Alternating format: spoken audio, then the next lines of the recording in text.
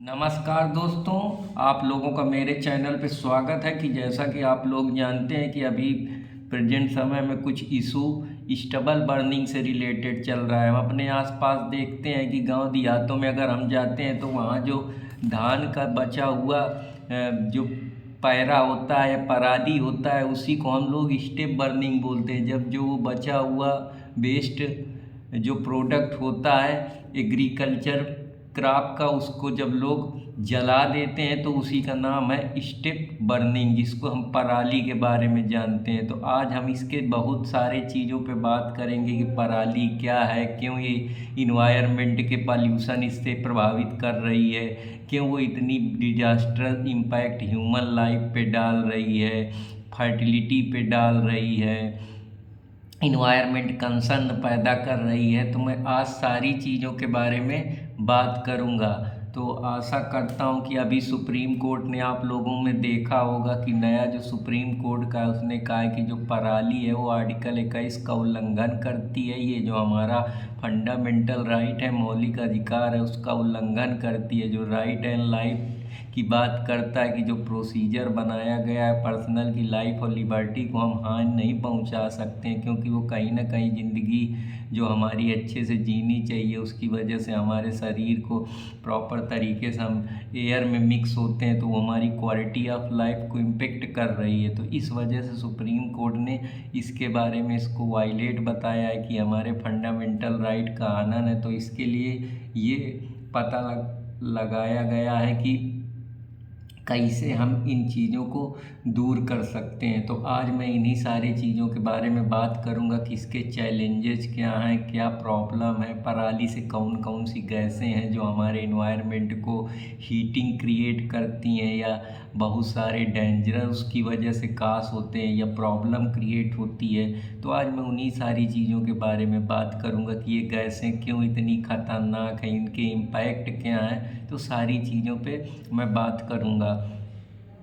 तो ये सबसे बड़ी बात होती है कि जो इसको हम इंग्लिश में स्टबल बर्निंग बोलते हैं। स्टबल बर्निंग का मतलब होता है जब आप कोई आग जलाते हैं इंटेंशनली अपनी तरफ से, जो हमारे ह्यूमन लाइफ को, इन्वायरमेंट को डिट्रीमेंटल इम्पैक्ट प्रभावित करती है, परेशान करती है, तो हम उसको बोलते हैं कि हम लोगों ने इस तरीके का स्टबल बर्निंग किया है। ये जो चीज़ें चली आ रही हैं, बहुत पहले से चली आ रही हैं। 1990 के दशक से धड़ल्ले से ये चीज़ों का यूज हो रहा है। लेकिन अब जब गवर्नमेंट को इन्वायरमेंट कंसर्न से रिलेटेड प्रॉब्लम आ रही है, हम दिल्ली के आसपास धुआं जमा हो जा रहा है, या जो एयर क्वालिटी इंडेक्स है वो हमारा दिन का दिन डिटेरियोरेट होता जा रहा है, तो उसकी वजह से गवर्नमेंट ने इसके लिए एक स्ट्रिक्ट एक्शन लिया है जिससे हम एयर पोल्यूशन को कंट्रोल कर सकें। इसके जो आसपास के बॉर्डरिंग इलाका हैं, टेरिटरीज हैं, वहाँ के लोगों को जान मान जितने भी, चाहे वो ह्यूमन लाइफ हो, चाहे एनिमल्स लाइफ हो, चाहे फ्लोरा फना हो, या कोई वहाँ की सोशल इकोनॉमिक एक्टिविटी को ये इम्पैक्ट डालते हैं डायरेक्टली इनडायरेक्टली ह्यूमन हेल्थ के लिए। इन्वायरमेंट कंसर्न बना हुआ है, पॉल्यूशन क्रिएट करते हैं, जिसकी वजह से जो हमारा एयर क्वालिटी इंडेक्स डिटेरियोरेट होता रहता है, या जो हानिकारक गैसें हैं उनका इन्वायरमेंट में डायरेक्टली या डायरेक्टली इनडायरेक्टली तरीके से वो मिलती हैं, जो हमारा इन्वायरमेंट है उसको पॉल्यूट करती हैं, उसको प्रदूषित करती हैं, जो हमारे लाइफ के लिए और हमारे इकोसिस्टम को मेंटेन करने में इम्पोर्टेंट रोल प्ले करते हैं। हालांकि अगर हम इनको मेंटेन नहीं करेंगे, इन गैसों को अगर हम सही तरीके से अपना एक जो हमको ऑर्गेनिक तरीके से चीज़ों को यूज करना चाहिए, या हमको इको इन्वायरमेंट फ्रेंडली प्रोडक्ट का यूज करना चाहिए, उसको सही से बायोडिकम्पोज करना चाहिए, रिसाइकल करना चाहिए, रीयूज करना चाहिए, ताकि वो कम से कम पॉल्यूशन जनरेट करे, कम से कम हमारा जो इन्वायरमेंट में प्रॉब्लम कम हो। तो इस सारी चीज़ों के बारे में ये बात करता है। ये बात करता है, जैसे हम दिल्ली के एयर पॉल्यूशन इंडेक्स की बात करते हैं कि उसकी क्वालिटी दिन का दिन कमज़ोर होती जा रही। जो हमारा एयर क्वालिटी इंडेक्स है उस पर प्रॉब्लम क्रिएट हो रही हैं। इसके जो आसपास के एरिया हैं, चाहे वो पंजाब हो, चाहे हरियाणा हो, चाहे यूपी हो, चाहे राजस्थान हो, तो ये जो दिल्ली है, ये सारे लोगों जगह पे लोगों को प्रॉब्लम कंसर्न हो रहे हैं, उनको हेल्थ इशू, मेडिकल इशू, आँखों में जलन, ये सारी चीज़ें हम देख पा रहे हैं। जो कंबाइंड गैसों की वजह से ये स्टेप पराली से निकलती है, उसमें कार्बन मोनोऑक्साइड है जो directly indirectly environment climate change को बढ़ाती है, नाइट्रस ऑक्साइड है, सल्फर डाइऑक्साइड है, मीथेन है, ये सब हीनियस और विषैली गैसें हैं जो कहीं ना कहीं हमारे इन्वायरमेंट को प्रदूषित करती हैं, जिसकी वजह से हमारे इन्वायरमेंट में डिसबैलेंस होता है, एयर सर्कुलेशन, एयर प्रेशर हमारा डिसबैलेंस होता है। उसकी वजह से हमें क्लाइमेट चेंज जैसी सिचुएशन फेस करनी पड़ती हैं। कभी कभी ये हीटिंग की वजह से हो जाता है, या जो हमारी एयर क्वालिटी है उसके हम कह सकते हैं एक प्रकार से जो एयर मास है उसमें डिसबैलेंस होने की वजह से प्रॉब्लम हमको देखने को मिलती हैं। जो हमारे पार्टिकुलेट मैटर नैनो पार्टिकल्स हैं, जैसे PM particulate matter, ten PM particulate matter 2.5, जो कहीं ना कहीं धूल कण ये सारे हमको डायरेक्टली इनडायरेक्टली कैंसर काज करते हैं, बहुत सारी प्रॉब्लम क्रिएट होती हैं। तो इन्हीं सारी चीज़ों के बारे में मैं बात कर रहा हूँ। अब चैलेंजेस क्या हैं कि इस पराली को कैसे हटाया जाए। तो पहली बात तो बहुत सारे गांव देहात में लोगों को पता ही नहीं है, फार्मर को पता ही नहीं है कि ये इतना ज़्यादा डिजास्टर्स इम्पैक्ट इससे होता है। वो तो जैसे पहले चीज़ें चली आ रही थी वैसे ही सोच के बैठे हैं। दूसरी बात लो एजुकेशन है,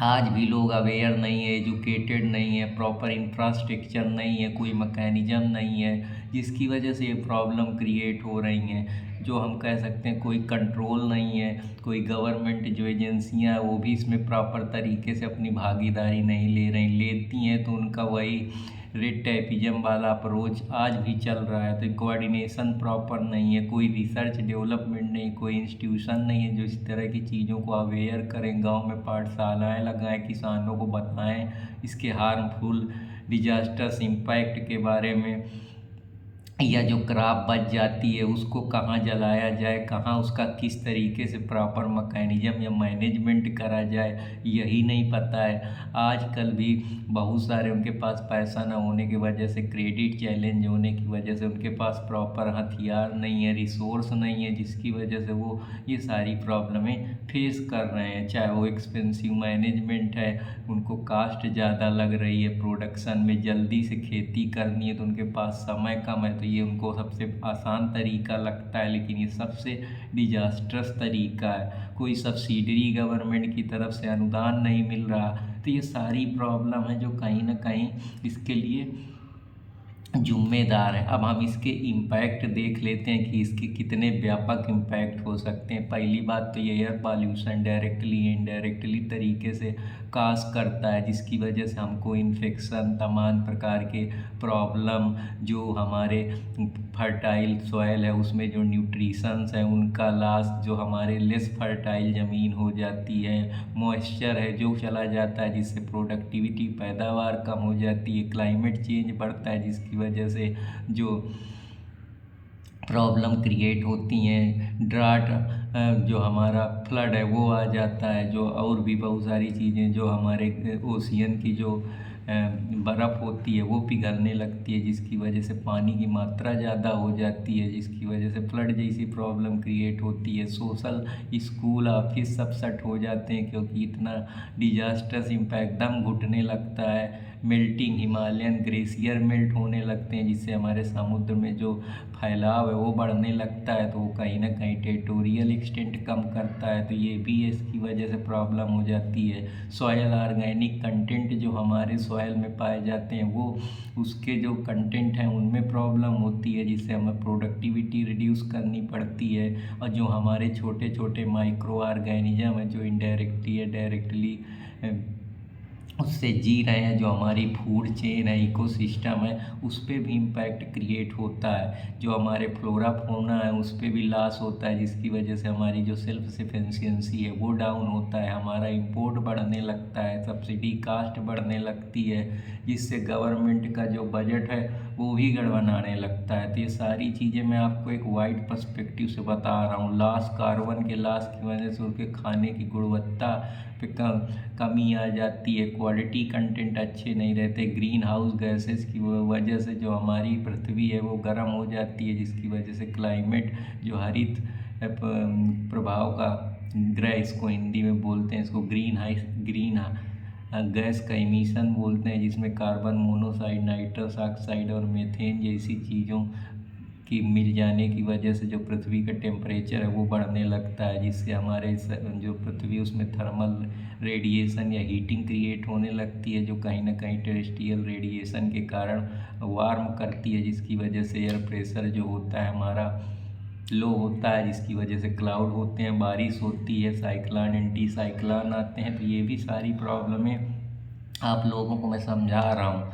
जब कभी मौका मिलेगा तो इन सारी चीज़ों पे मैं डील करूँगा, लेकिन हालांकि अभी हम लोग यहाँ प्रैक्टिकली इसके बारे में बात कर रहे हैं, जिससे जो हमारा स्मोग हो गया या कुछ चीज़ें हो गई रिलीज होती हैं जो कहीं धुंधला कर देती हैं, जो ट्रैफिक और आवागमन जैसी प्रॉब्लमों के लिए बाधा बनती हैं, एक्सीडेंट उसकी वजह से होते हैं, हेल्थ हजार्डस क्रिएट होते हैं एनिमल बर्ड्स में, जो हमारी मृत्यु दर है वो कम हो जाती है, हम ज़्यादा जी नहीं पाते हैं, इससे पॉल्यूशन की जो कमी है वो दिखने लगती है, जिससे हमारा डेमोग्राफिक डिविडेंड है जो वो डाउन हो जाता है। तो ये सारी चीज़ें हैं, लॉस ऑफ बायोडाइवर्सिटी है जिससे फिर हमको वो प्रोजेक्ट टाइगर जैसी चीज़ें करनी पड़ती हैं कि बाहर से लगाना पड़ता है, जिससे हमारा टूरिज़्म पे खर्चा डाउन हो जाता है। तो ये सारी चीज़ें, हेल्थ रिस्क की प्रॉब्लम फेस कर रहे हैं, कैंसर जैसी समस्याएं क्रिएट हो जाती हैं, आई में डिस्टिलेशन हो जाता है, स्किन हमारी वार्म हो जाती है, काली पड़ जाती है, स्मोग आ जाता है, एयर क्वालिटी जो इंडेक्स है वो डिट्रिएट हो जाता है, लॉस ऑफ माइक्रोवैल्यूअल पॉल्यूशन होता है, उसकी वजह से प्रॉब्लम होने लगती है,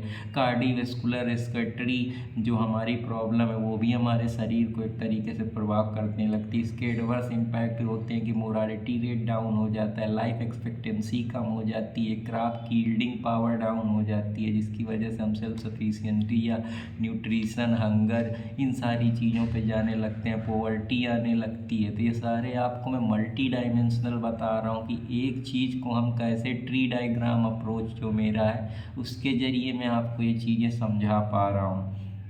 एग्रीकल्चर लॉसेज हो जाता है, जिसकी वजह से जो क्वालिटी ऑफ लाइफ है वो किसानों की कमज़ोर होती है, जिससे उनको बर्डन आ जाता है, डेब्ट ट्रैप में डूब जाते हैं। सारे प्रॉब्लम देख सकते हैं कि आप कितना व्यापक इम्पैक्ट है इन सारी चीज़ों का। सोशल डिसऑर्गेनाइजेशन समाज में होने लगता है, लोगों को लाइफ को प्रॉब्लम होने लगती है, उनके हेल्थ को प्रॉब्लम होने लगती है, जो हमारा पूरा इकोसिस्टम है वो डिसबैलेंस हो जाता है, हीट पेनिट्रेशन होता है, जिससे वजह से मॉइस्चर में कमी आती है, ज़मीनें बंजर हो जाती हैं, कुछ पैदावार नहीं होती। तो इसके बहुत ज़्यादा व्यापक इम्पैक्ट है, लेकिन गाँव देहात में लोग पढ़े लिखे नहीं हैं तो समस्याएं हो जाती हैं। अब ये तो सारी चीज़ें प्रॉब्लम, अब क्या हम ऐसा करें कि हम इन सारी चीज़ों को दूर कर सकें। तो सबसे पहले तो हमको इसके लिए कुछ सल्यूशन है, जैसे यूएन ने रिलीज करा था national policy management program management system, जिसमें उसने कहा था कि मशीनों के जरिए, हैप्पी सीडर का यूज करके, रोटावेटर के जरिए लैंड को सही तरीके से प्रिपेयर करके, सीधा जीरो टिलिंग सीड डाल के डायरेक्टली सोकर देना, पैडी स्ट्रा चॉपर को हटा कर कुछ ऐसे मैकेनिज्म बनाए जाए जिससे उनको सॉयल में मिक्स कर दिया जाए, दबा दिया जाए, और वो एक तरीके का खाद का उपयोग करें, जो हमारी नेचुरल फर्टिलाइज़र होता है उसकी तरह काम करे। रीपर बाइंडर होता है जो हार्वेस्ट करता है पैडी स्टबल जो हमारा होता है, उसको बंडल में बना लें। और सब इसके अलावा अल्टरनेटिव तरीका है, जैसे 50% उनको कास्ट मशीनरी में छूट दी जाए, फाइनेंशियल असिस्टेंस दिया जाए, रिसर्च और डेवलपमेंट में खर्चा किया जाए, प्रॉपर एजुकेशन दिया जाए, इंस्टीट्यूशनल सपोर्ट दिया जाए। ये सारी चीज़ें हैं। रिलीज के लिए उनको एक प्रॉपर स्टेबल मैनेजमेंट के लिए अवेयर करा जाए, सिखाया जाए। तो ये सारे चीज़ें इम्पॉर्टेंट रोल प्ले करती हैं। कुछ अल्टरनेटिव तरीके हैं, जैसे पूसा डिकम्पोजर है, जिसके ज़रिए आप, ये इंडियन एग्रीकल्चर इंस्टीट्यूट के द्वारा बनाया गया है, जो एक तरीके से ऑर्गेनिक तरीके से उस पराली को डिकम्पोज करने का तरीका है, या इंस्टीट्यूशनलाइज सपोर्ट उनको दिया जाए। इससे हम इन सारी चीज़ों से बच सकते हैं। और कुछ और जो कहीं अच्छी अच्छी प्रैक्टिसें चल रही हैं, किसी स्टेट में कोई अच्छा काम पराली से रिलेटेड, तो उन चीज़ों के बारे में अवेयर करा जाए, लोगों को बताया जाए, जिससे हम इन सारी प्रॉब्लमों को दूर कर सकते हैं। अदर वे इसमें क्या है, अदर वे में इसमें यही है कि हमको इंफ्रास्ट्रक्चर की ज़रूरत है। कुछ ऐसी चीज़ें बनाई जाएँ, कुछ ऐसा सपोर्ट मैकेनिज्म तैयार किया जाए गवर्नमेंट की मदद से, इंस्टीट्यूशन की मदद से, एजेंसी की मदद से, और जो प्रॉपर वर्क कर रहे हैं, या कोई एनजीओ बना है जो एग्रीकल्चर के क्षेत्र में काम करता है, या अदर इंटरनेशनल जो अदर प्रैक्टिसेस बाहर चल रही हैं, उनको अडॉप्ट करा जाए, जिससे हम इन चीज़ों से निकल पाए। इसमें गवर्नमेंट का सहयोग, सेमी गवर्नमेंट्स के लोग, एनजीओ के लोग, मीडिया का रोल, और प्रॉपर जो हमारा कम्युनिकेशन है, इंफॉर्मेशन टेक्नोलॉजी,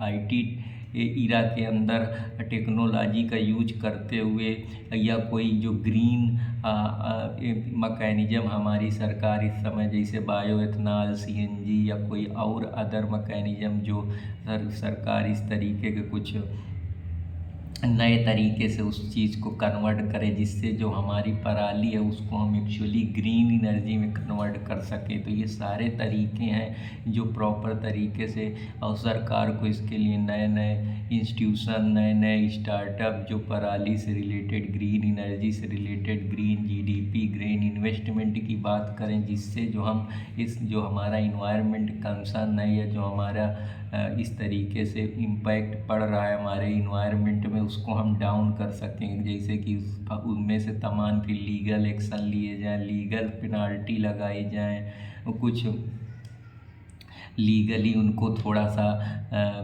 फाइन लगाया जाए, जिससे लोग डरें। इसमें गवर्नमेंट जो प्रॉपर एडमिनिस्ट्रेशन है वो भी उस चीज़ पे ध्यान दे सकता है, ऐसी चीज़ों को रोक सकता है। ड्रोन के ज़रिए उनकी नज़र रखी जाए, उनको देख रेख करी जाए। तो ये भी सारी चीज़ें आप लिख सकते हैं, और बहुत बढ़िया चीज़ें मैं आप लोगों को बता रहा हूँ, बस आप लोग इसको समझते जाओ। मेरे चैनल को लाइक सब्सक्राइब करना ना भूलें।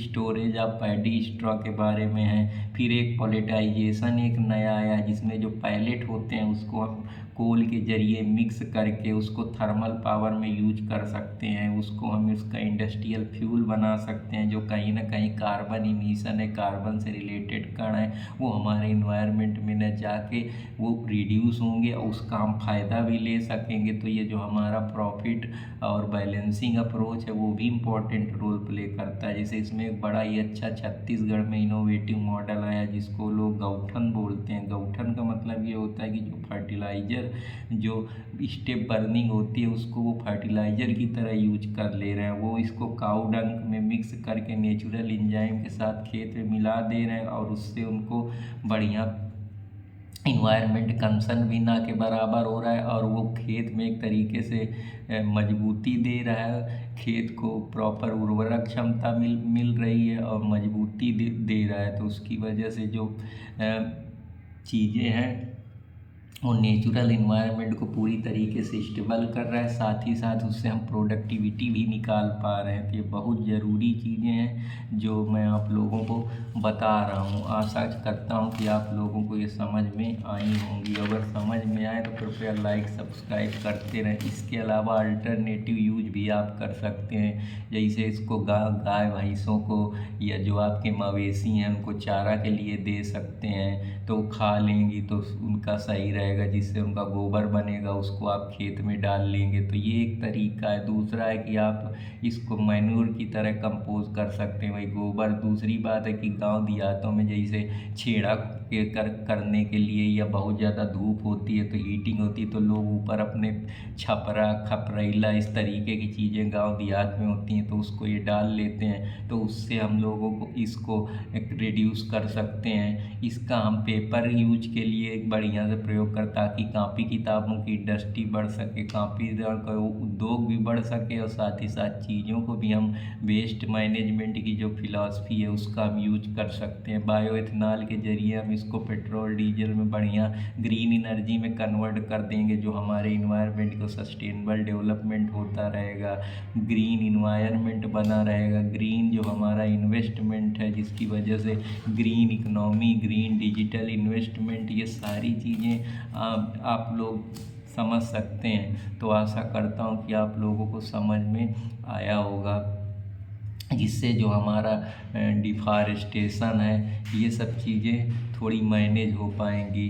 एफॉरेस्टेशन वगैरह है, ये भी सब चीज़ों पे हम बेहतर कर पाएंगे। जो हमारा सॉयल इरोजन का जो कटाव हो जाता है, ये भी हम इन चीज़ों से भी बच सकते हैं। तो इसमें ज्योग्राफिकल भी इम्पोर्टेंस बहुत ज़्यादा है। जो एयर का प्रेशर ऊपर नीचे होने की वजह से जो इतनी बड़ी इम्पैक्ट मैं आप लोगों को बताया, वो भी इसमें जिम्मेदार एक फैक्टर है। तो आशा करता हूँ कि आप लोगों को ये भी समझ में आया होगा।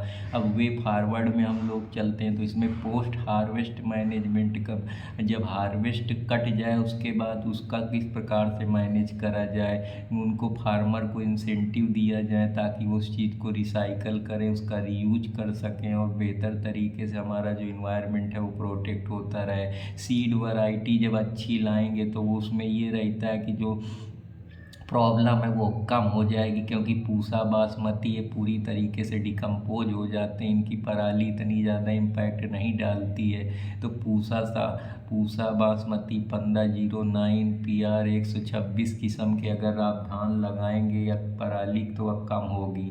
दूसरी बात, फार्मर को अगर अवेयर करेंगे, उसको बताएंगे, तो इसके अल्टरनेटिव तरीके ढूंढेगा, या इसको कम से कम करेगा, या खेती में उसको मिला देगा, या उनका जब बिहेवियरल चेंज हो जाएगा, या उनका साइकोलॉजिकल एटीट्यूड चेंज हो जाएगा, या हम उनको इको फ्रेंडली एटमॉस्फेयर के लिए अवेयर करें, उनको इनकरेज करें कि वो इको फ्रेंडली टेक्नोलॉजी का यूज करें, रिसर्च की मदद लें, जो एक्सपर्ट हैं इस फील्ड के उनसे जानकारी लें, गवर्नमेंट उनको सपोर्ट करे, तो हम इन सारी चीज़ों से बच सकते हैं। और हम ये जो स्टेबल बर्निंग का पूरा इशू मैं आप लोगों को A to Z समझाया हूँ, इससे हम बहुत आगे निकल पाएंगे, और जो हमारी ह्यूमन रेस है, जो हमारा ह्यूमन सेटअप है वो चलता रहेगा, और जो हमारे कंट्री का ग्रोथ है वो भी बैलेंस होती रहेगी, और जो भी नेगेटिव इम्पैक्ट हमारे स्टेबल बर्निंग के कारण हमारी सोसाइटी को फेस करने पड़ रहे हैं उससे हम निकल पाएंगे, और अपने देश को हम फिर से सेल्फ सफिशिएंट बना पाएंगे। कि जय जवान, जय किसान, जय विज्ञान, जय अनुसंधान को हम दोबारा से जीवित कर पाएंगे। तो इन्हीं आशा और उम्मीद के साथ फिर मिलूँगा, तब तक के लिए जय हिंद, जय भारत दोस्तों।